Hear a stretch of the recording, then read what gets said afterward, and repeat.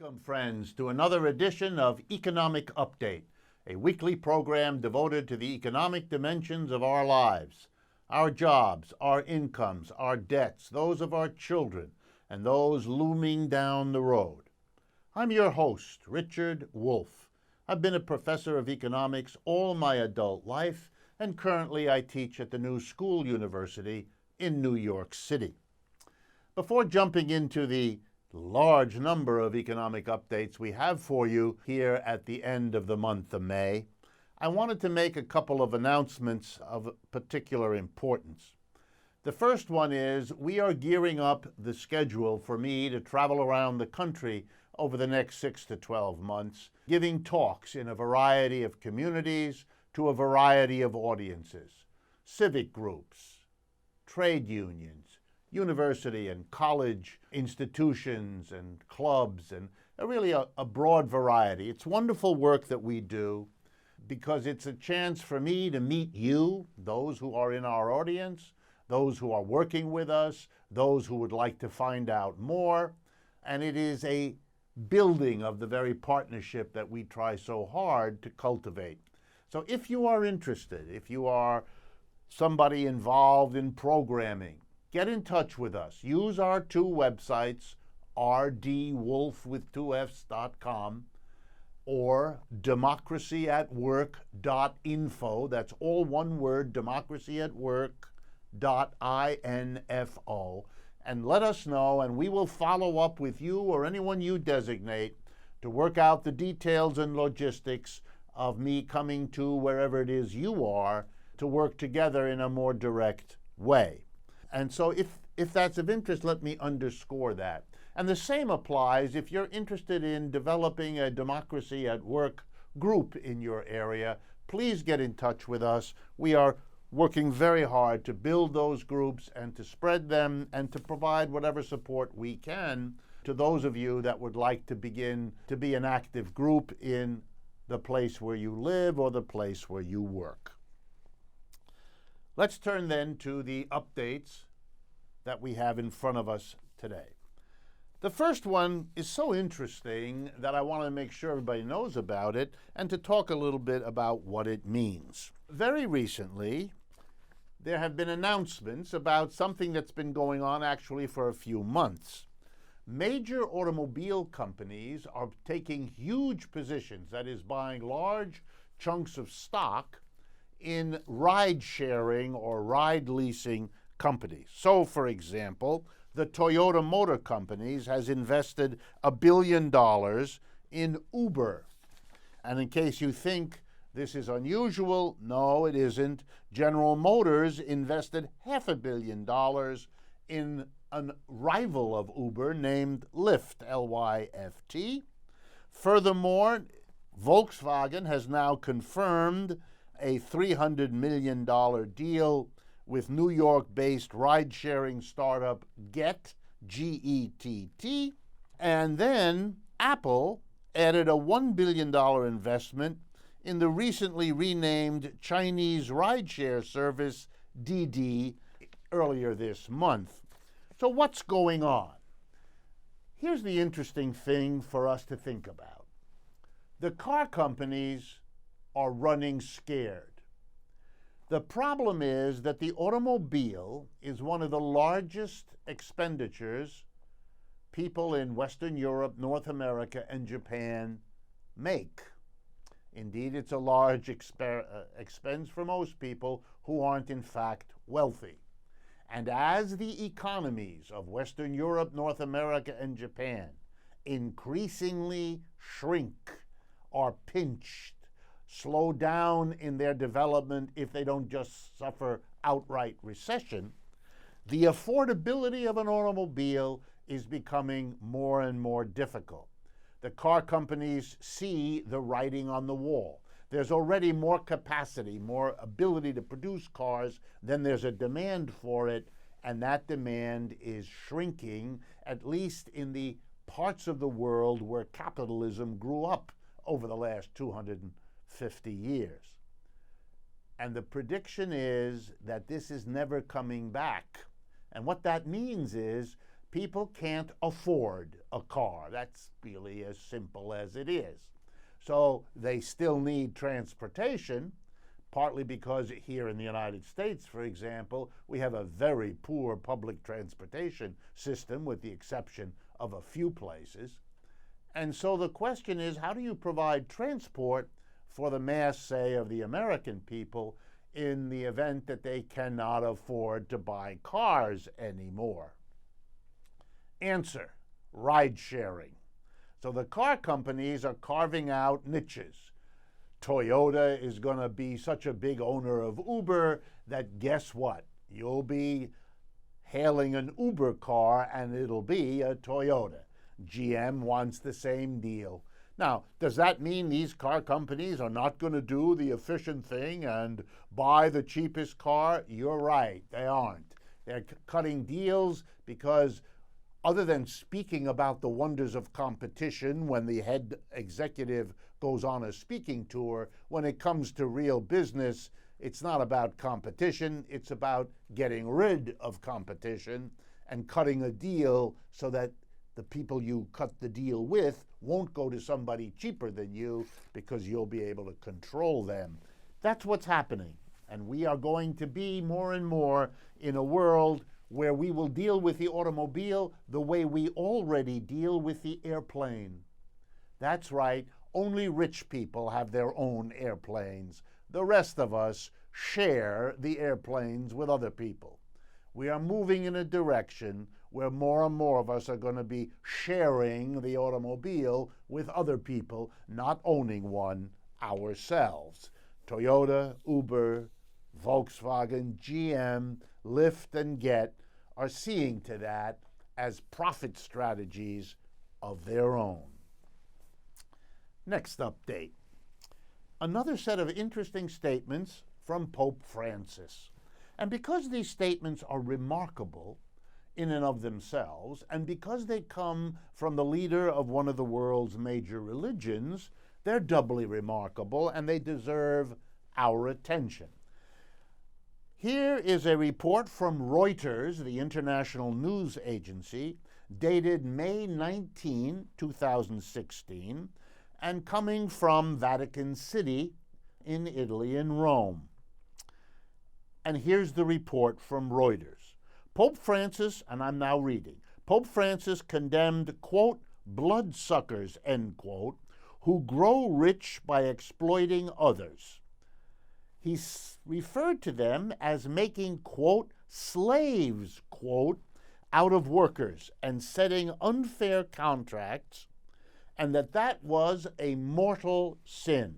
Keep these words in mind because later in the program we're going to have more about workers who are slaves. In any case, returning to Pope Francis, who has often talked critically about unremunerated, hard labor, told a story in this latest public statement in the Vatican, told a story about a young girl who found a job where she was required to work 11 hours a day for the equivalent of $729 per month, and that this was paid under the table. This may have been because she was an immigrant. It may have been because she had some other legal problem. But here's what the Pope had to say about the story of this young girl. Quote, "This is starving the people with their work for my own profit. It is living on the blood of the people, and this is a mortal sin." This was words spoken by Pope Francis at the service in his Santa Marta residence. He went on, quote, "Without a pension, without health care, workers are suspended. That is, the contract they have may or may not give them work in July and August. They have to then eat air. And in September, they laugh at you about it. Those who do that are true bloodsuckers," said the Pope. The Pope is condemning working conditions that are now more and more common across much of the world. And he is referring to the people who suffer those conditions as slaves, and that this is contrary to the teachings of the Roman Catholic Church. I want to turn next to an update that will actually be a set of updates. It begins with a quotation from the well-known columnist and economist Paul Krugman. He's even won the Nobel Prize, an American. And he recently wrote the following sentence: "No, comma, America isn't an oligarchy in which both parties reliably serve the interests of the economic elite. Money talks on both sides of the aisle, but the influence of big donors hasn't prevented the current president from doing a substantial amount to narrow income gaps. And he would have done much more if he'd faced less opposition in Congress." Clearly, Mr. Krugman is a partisan of President Obama, as he clearly is also of Mrs. Clinton. But what I want to talk about is what Mr. Krugman is here saying. President Obama has narrowed the income gap, should be credited for that, and could have and would have done more if only there wasn't the opposition in Congress. This really demands a rebuttal, to say the least. So let me try. First, I'm going to give you lots of examples of how President Obama has in fact not narrowed the income gap in the United States. There's loads of evidence to that effect. Indeed, if anything, the income gap and the wealth gap and the overall inequality has gotten markedly worse under his leadership. But that's not the only thing I want to say. I want to say something about this. He could have done better but for the opposition in Congress. Repeatedly in American history, when presidents have felt strong enough or strongly enough about an issue and have found opposition in Congress, they've resorted to another tactic. And that tactic is to go over the heads of a resisting Congress and appeal directly, systematically, and consistently to the people themselves, getting the people on the side of the executive, the president, and thereby putting pressure on Congress to be less oppositional.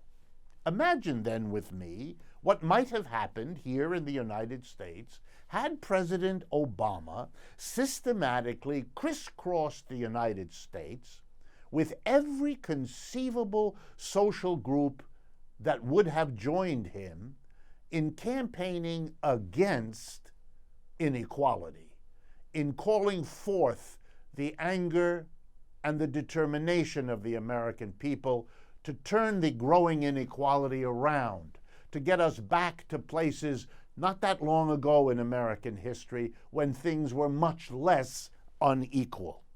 Imagine if President Obama, for example, had responded to the Occupy Wall Street movement that started in September or so of 2011 when he was the president, a movement that took as its defining definition of what it was about as being opposed to the splitting of America between the 99% and the 1%. If ever there was a movement devoted to this issue of inequality and doing something about it, it was the Occupy Wall Street movement. Did the president say congratulations? Did the president facilitate, help, lead, support the Occupy Wall Street movement? And the answer is an unqualified no, he did not.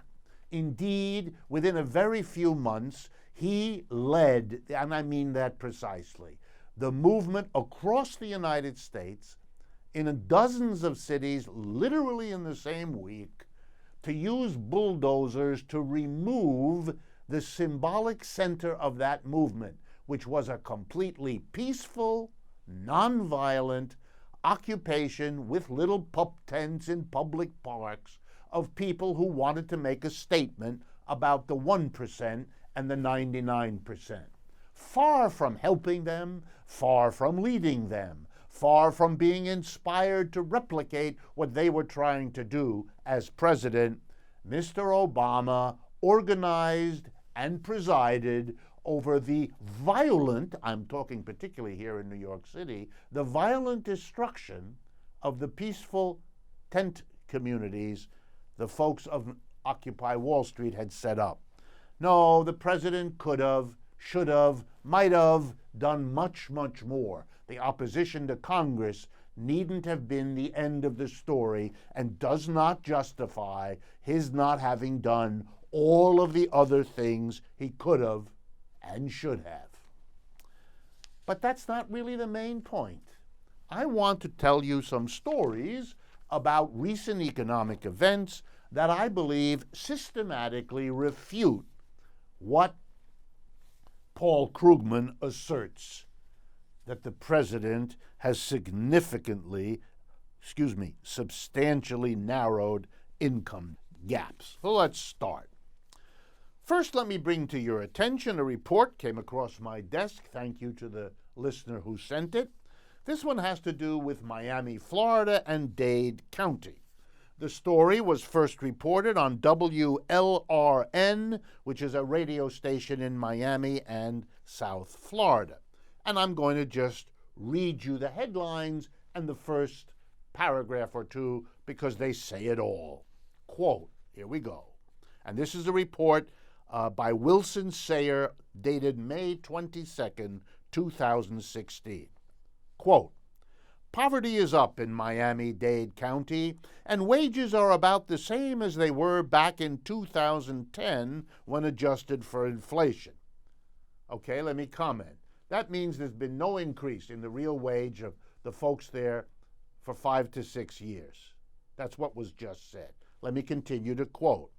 These are just a few of the findings of a new comprehensive study of prosperity in the county, that's Dade County, coming out last week from the Florida International University Metropolitan Center.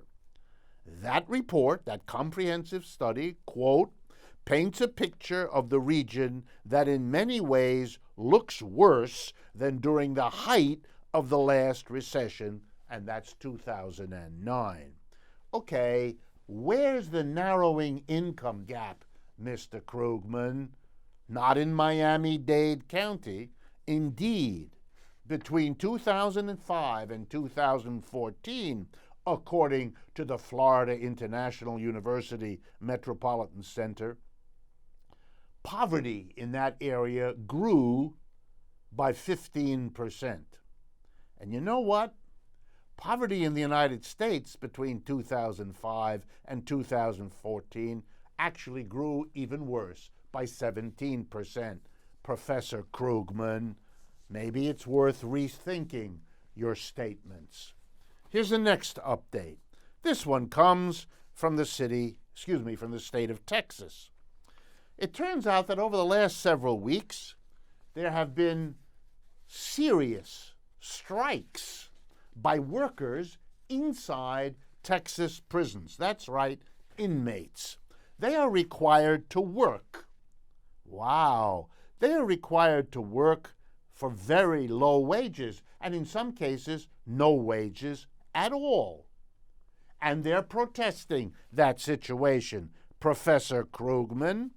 And these strikes in the Texas jails these last few weeks are actually part of a string of strikes that seem to have started in a big way back in 2013 with California. And there have been big strikes in Colorado and indeed in a number of other states. Wow. The workers there don't want to keep working for no money, or in effect, no money. In some cases, they're saying that there's something on the order of tens, in some cases, hundreds of thousands of people across America working in prisons.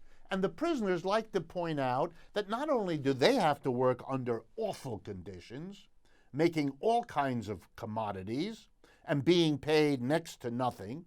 In the case of Colorado, prisoners were being paid between 74 cents and $4 a day, Professor Krugman. That's an amazing payment for a human being in the United States. By the way, they refer to themselves, many of these prisoners, as slave laborers.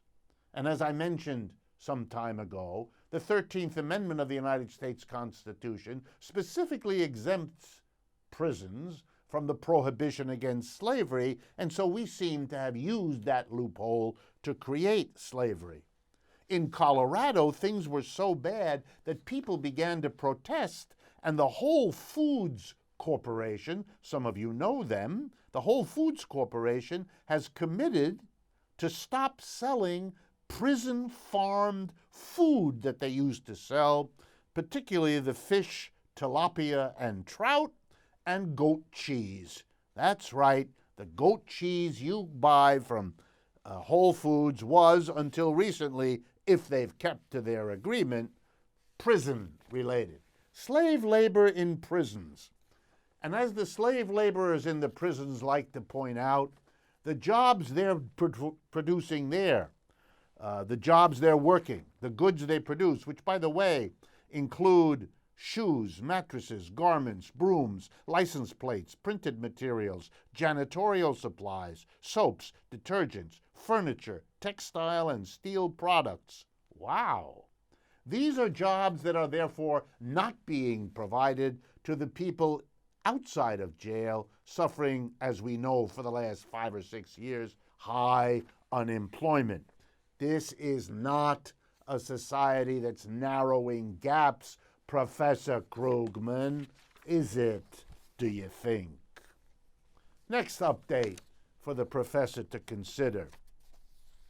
This comes from an important website of the New York City area called The Gothamist, Gothamist. Gothamist.com is where you can find it. On May 24th, Miranda Katz wrote there about a series of prosecutions and deals cut between the Attorney General of the state of New York and the Domino's Pizza chain. Guess what? Domino Pizza has been systematically cheating its workers, not paying them what they were supposed to be paid, not providing them with a proper overtime payment, not providing them with their tips, etc., etc. And they have been settling for a variety of settlements with the Attorney General, numbering in the millions of dollars, to pay back the workers for money cheated from them by, Domino's Pizza. And by the way, they're not the only one. There were others. Papa John's got into difficulty. The Elegant Per Se got into difficulty. You know what that means, Professor Krugman? It means that when you look at the statistics of what companies are paying, that may not be an accurate gauge of what they're actually doing and what they think they can get away with and what they in fact often do get away with, Professor Krugman. It may well be that the words are and the conditions are much worse than you or President Obama wish to face. Let me continue, because this doesn't stop. I have in front of me an article written for the Bloomberg News Service, hardly a social critic. And it was written by Narayana Kocherlakota. I hope I've pronounced his name correctly. He used to be a member of the Board of Governors of the Federal Reserve, representing the Federal Reserve Bank in Minnesota. He's currently a professor of economics at the University of Rochester. And what does Professor Kocherlakota have to tell us in his article for the Bloomberg dated May 11th? I'm just going to read you one sentence, Professor Paul Krugman. I'm blanking on his name for some strange reason.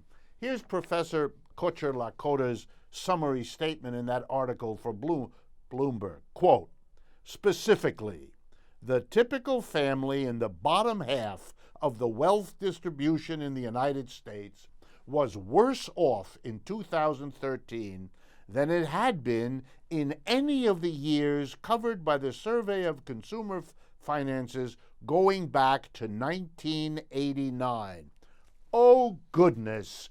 Professor Kocherlakota is giving us yet more evidence that Nobel Prize-winning Paul Krugman hasn't figured it out yet. Next item, a recent report by the Pew Charitable Trust, a wonderful research agency, which points out that the number of young Americans aged 18 to 34 living in their parents' home has reached a record not seen in this country for a very long time. 32.1%, roughly a third of young people living together are living in their parents' home or living alone in their parents' home in 2014. Back in 1960, so roughly half a century ago, the number was 20%. So we've gone from 20% to 32%. People can't afford to live on their own. Not only that, but the more and more couples are not the way people are living. They're living singly.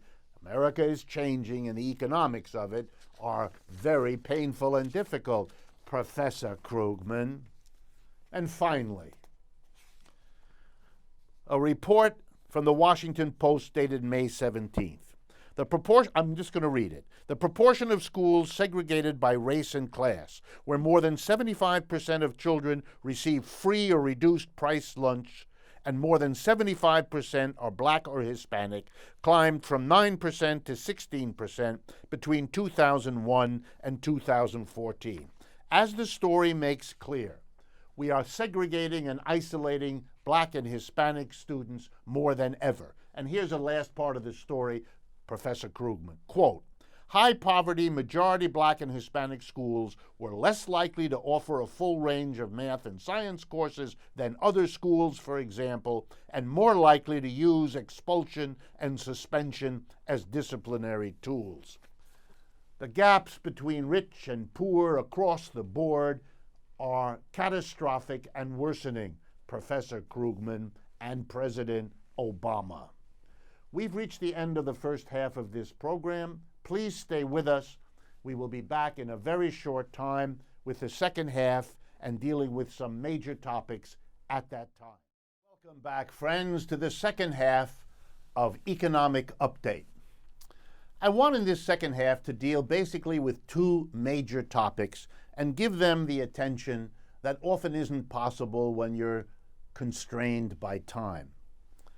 The first one has to do with the role of markets, and in particular with the institution of markets as they might relate to an economy that was based not on capitalist corporations, but instead on worker co-ops.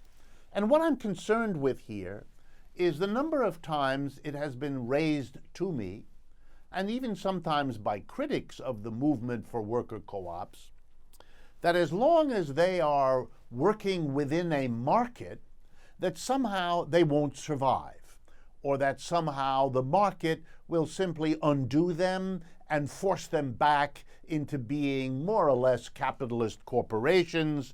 In other words, that you can't possibly have a worker co-op kind of economy unless you somehow get rid of markets. So I want to talk about that, since I believe that's a mistaken understanding of the institution of markets and indeed of the economic history of the world as we know it. So let's begin. Is it possible to have an economy of worker co-ops in which the problems of production and distribution are solved without markets? And the answer is, of course, yes. Remember, for most of the history of the world, human beings have produced goods and services and have distributed them amongst one another without markets. The institution of the market has not become the dominant way we distribute goods and services. And let's remember, that's what a market is. A market is not how you produce things. Production happens in the home. It happens in an enterprise. It's when people get together to convert raw material using tools into a finished product. That production has nothing to do with markets. Markets are a way of distributing the resources that enterprises need to them and the products that enterprises produce to all the folks, other enterprises and the public, who want to buy them. Markets are a mechanism of distribution, and they're not the only mechanism of distribution. They never have been. Markets are just one of a variety of mechanisms of distribution. For example, we can distribute things by having a particular group of people. For example, a council of elders. That's how human beings did it for many, many centuries. A priest, a government, a king, a special group of people designated to distribute the goods. Typically, human communities have, for eons, gotten together, for example, at the end of the harvest when the work was done and the crops were in, and then had all kinds of social mechanisms to distribute what had been produced among all the people who had collaborated to produce it. That distribution process did not involve one person offering so many of one thing to another person for so many of another thing. That's what a market is, a quid pro quo exchange of so much of this for so much of that. Markets, let alone markets with money, in most of the history of the human race were not the way production was distributed. By the way, an easy way to understand that is to think about the work inside your household or inside your family. Somebody is in charge of mowing the lawn. Somebody else is in charge of cooking the meals. Somebody else is in charge of cleaning the dishes, and so forth and so on. You divide the labor among the people you live with, and then you deliver the services. In other words, you don't just clean your own dishes, you clean the dishes that are then delivered as cleaned dishes to other people, just like other people make the bed or vacuum the rug or mow the lawn, etc. Human beings have been able to distribute amongst themselves without having a market where they do that. So would a worker co-op-based economy be able to distribute resources and products without using a market? Of course it could. Human beings have been doing that for a long time.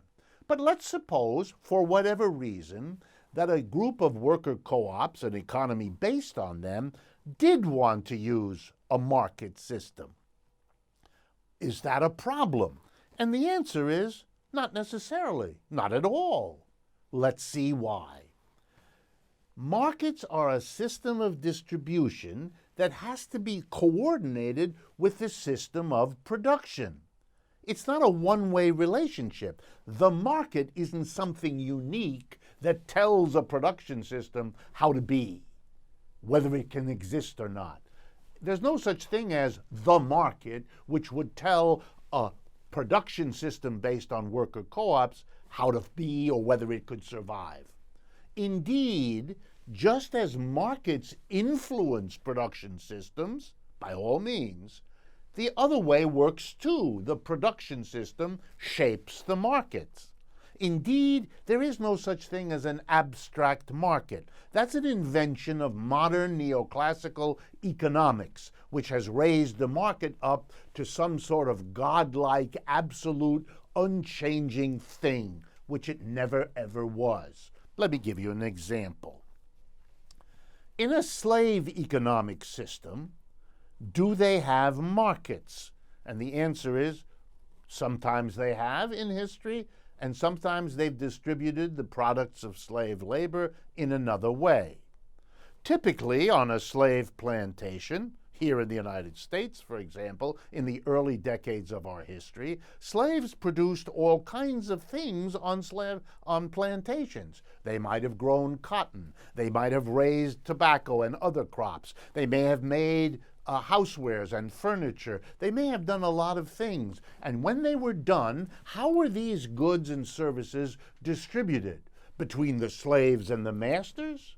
Between the slaves who produced and the slaves who consumed? How was this done? Did they buy and sell things from another? Was a market used inside the slave plantation? And the answer is no, it wasn't. Distribution happened, but not with a market mechanism. Typically, the master distributed as he or she saw fit. Was there a market, though, with the slave economy? Sometimes. For example, there was a market in human beings. That's right, people were bought and sold in slavery. Slave owners bought and sold slaves from one another. Notice, interestingly, that there was a market for human beings. When capitalism overthrows slavery, for example, in the American Civil War, very interestingly, the capitalists who take over, they don't want to have a market the way the slave economy had it. They don't want there to be a market in slaves. So what do? They destroy, they outlaw the market in slaves. At the end of the Civil War, through the proclamation, the Emancipation Proclamation issued by President Lincoln, and because the North won, the slave of the South was freed. And very importantly, a market in slaves was declared to be illegal. The South was forbidden to have a market in that particular commodity. Let me drive the point home. In capitalism, there is a market in the capacity to work. A human being sells his or her capacity to work to an employer. That's how capitalism functions. There's a market in what Marx called labor power. The employer buys your capacity to work and you sell it. In slavery, there was no such market. The slave did not have the right to sell his or her labor power because they were not considered to be the owners of it. There was no market in labor power. There was only a market in people. Capitalism changed it. So you notice market in slavery is a very different thing from market in capitalism. And the same is true of the difference between a market in feudalism, a market in slavery, and a market in capitalism. Bottom line, there is no abstraction called the market, which would dictate to a production system whether or not it can exist and how it will work. Production systems are just as capable of shaping the market to serve themselves as the reverse. The economy based on worker co-ops, if it decided to use the market mechanism, would no doubt shape the market in ways that would make it be compatible with a worker co-op economy. And the reason to assume that is that's what every other production system ever did. The ones that came before slavery and feudalism, when they used markets, made them work to reproduce those systems. Slavery developed the market to reproduce it. Feudalism developed the market to reproduce it. Capitalism did it, and worker co-ops will do it too. Just to give you an idea where this leads, let me sketch it for you, just in broad strokes. One of the things a market in a system of worker co-ops would likely do is say, basically, there is no more a market in labor power. We're not going to have human beings selling their capacity to work, not even to themselves, because in a worker co-op, of course, the workers who do the work and sell their labor power are also on the other side of that deal. They are collectively the owners and operators of the enterprise. They are the same people selling labor power as are buying it. And my guess would be they would outlaw that. That is, there would be no more of that.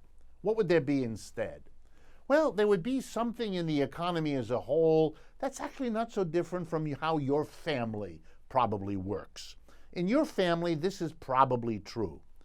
Whether or not things are going well for you in your life, the family is going to help you. The family's not going to let you starve because you don't have a job for 6 months or 2 years. They're going to help you. You're going to sit at the dinner table just like everybody else. You're going to be considered to be having a rough patch. Everybody helps you until you get back on your feet or you find another job, etc., etc. Well, a worker co-op economy is likely to do the same thing. It's likely to say something like this. You start at this salary, and as you get older and acquire more experience and acquire more skills, you move up a ladder of income. Typically, in the existing world of worker co-ops, the range is between 1 and 5 or 1 and 8. You go up 5 steps, 6 steps, 8 steps, not much more than that, and you move up that through your life. And if you're working someplace, you move up at that workplace.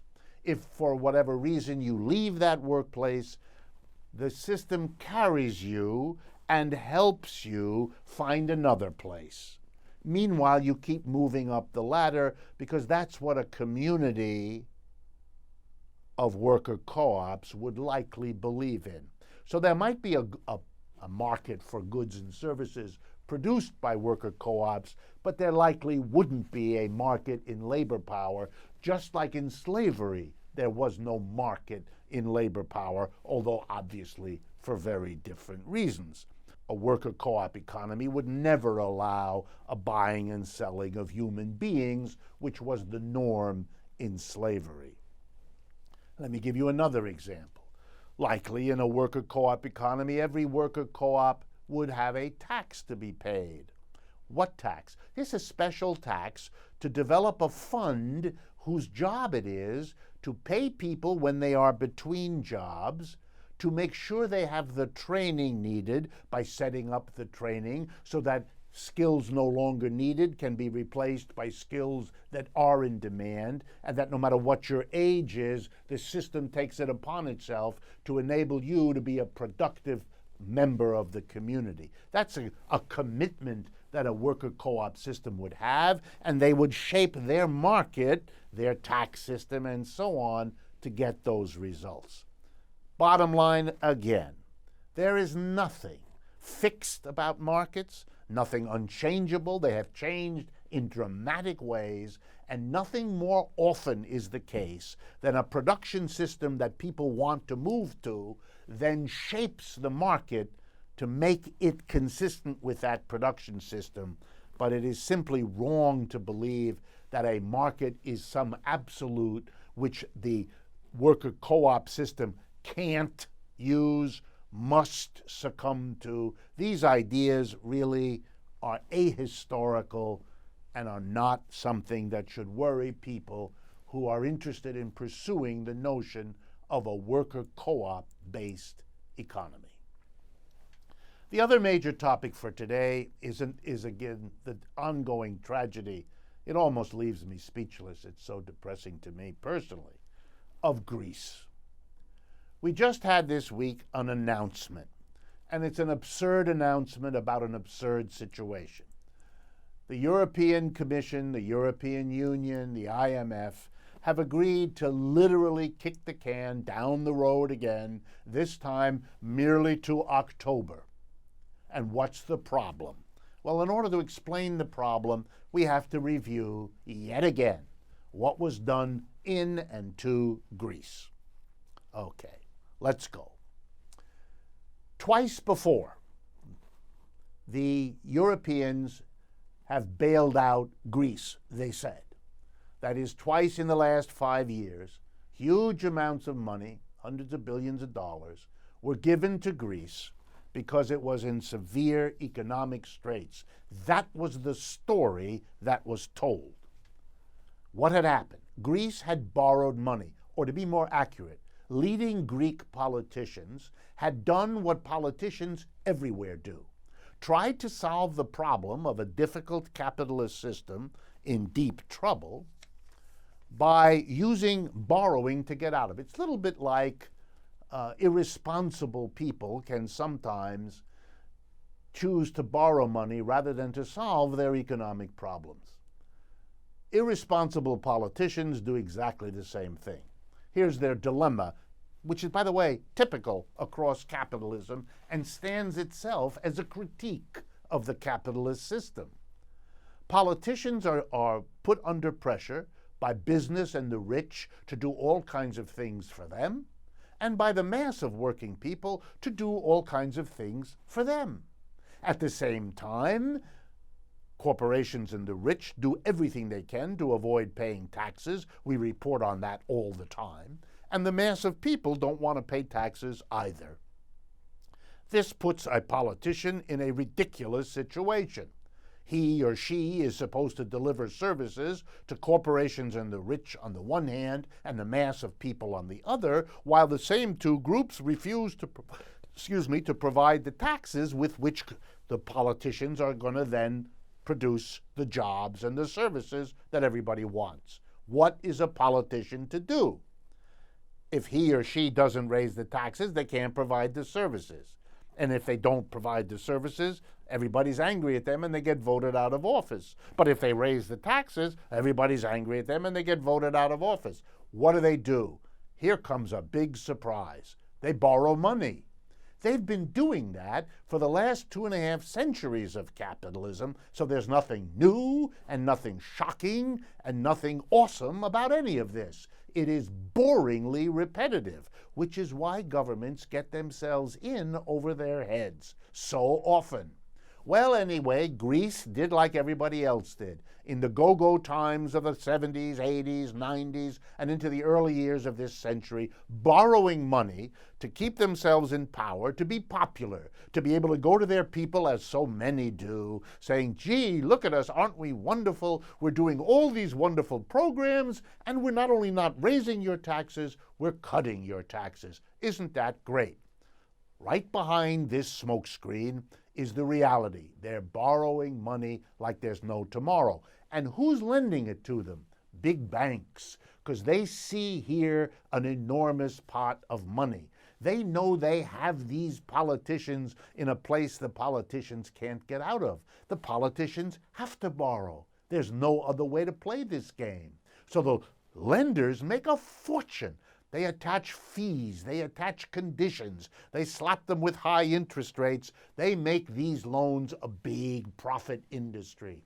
The politicians are building their careers by borrowing. The lenders are building their profits by lending. This is a marriage made in, depending on what you believe, the place above or the place below. It all keeps rolling along until it doesn't anymore. In 2008, when the world capitalist system crashed, suddenly everybody was in deep trouble with enormous accumulated debts, but no revenue because of the collapsed system and the people unemployed who don't pay taxes. And Greece, like so many places, like, let's pick a few, Detroit, Camden, Cleveland, Youngstown, Puerto Rico, you name it, the state of Illinois, and on and on and on. Desperate trouble. They haven't got the revenue, but they've accumulated all these debts. To whom were the Greeks indebted after 2008 with the inability to pay? Mostly to the big, rich lenders. Above all, Greek, German, and French banks, who had made a fortune off of lending to the Greek politicians.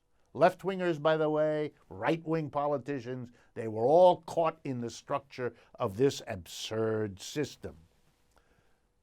And they were scared, these lenders.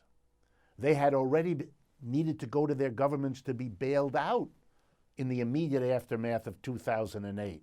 French banks had gotten bailed out by the French government, German banks by the German government, Greek banks, all of them. They couldn't go a second time. They couldn't go to their governments and say, hey, we lent all this money, this shady money with the shady deals, to Greece, and they can't pay back, and so we need you to bail us out again. They went to those politicians, they told them that, and the politicians said, we can't do that again. Our own people will vote us out of office. They're already angry at us for having bailed out our own French and German banks one time. They're not going to let us do it twice. So they came up with an ingenious scheme. The European governments together, the European Union, the European Central Bank, the IMF, all institutions funded by the public governments of Europe and beyond, would make a loan to Greece. And they would say to the Greeks, here's a lot of money, but you have to use it to pay off your loans to the private banks you borrowed from. They're not going to lose anything because we can't have them coming to us to be bailed out. So public money was given to Greece, which in turn was required to use it to pay off the private bank lenders to the Greek government. It's important that everybody listening to this understand it. Another bailout of the French and German banks was accomplished by the French and German governments through the intermediary role of Greece. You sent it to Greece, and they were required. So all that money that went to Greece, that was explained to the European people as helping our Greek brothers and sisters, was nothing of the sort. It was money designed to help the very bankers that bankroll the politicians that arranged this hustle. Okay, so that's why Greece is in the terrible shape it's in. The big bailouts it got weren't bailouts of Greece. They were bailouts of Greece's creditors. So now Greece is finally coming and saying, hey, we're in worse shape than we were 3-5 years ago because those bailouts didn't work. But that's not because we Greeks don't work hard. They do. Or that we Greeks aren't productive. They are.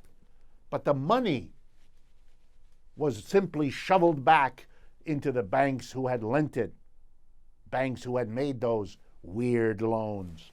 So Greece is in terrible trouble. And it goes now again and says, please relieve us of our debts. Now our debts to these European institutions, because all the private banks have been paid off. And the European institutions suddenly not so interested.